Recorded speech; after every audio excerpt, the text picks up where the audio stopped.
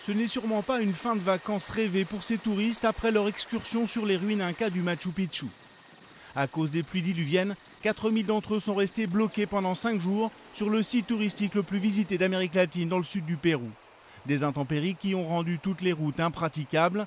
Et ce n'est qu'une fois la météo redevenue clémente, vendredi, que les touristes ont pu être évacués au compte-gouttes par hélicoptère.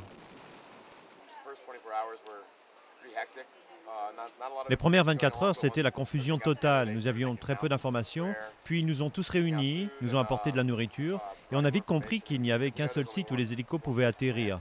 Alors il ne restait plus qu'à attendre, et finalement, on s'en est bien sorti. Aguascalientes, au pied du Machu Picchu, est quasiment désertée de ses habitants. Point de départ de toutes les excursions, la ville a beaucoup souffert des inondations, les trains ne marchent plus, il faudra plusieurs mois avant de remettre tout en état. Plus largement dans la région de Cusco, la grande ville du sud du Pérou, chacun tente de sauver ce qui peut l'être dans les fermes ou les habitations qui ont été inondées. Les militaires construisent des digues pour protéger les restes des maisons. Le village entier a été inondé et les dégâts sont considérables, du jamais vu pour les habitants. Je n'aurais jamais imaginé vivre un phénomène de ce genre de toute ma vie. La coulée a charrié des troncs d'arbres, des rochers et a même rasé les maisons. Il faudra de nombreux jours au secours pour atteindre certains villages encore moins accessibles.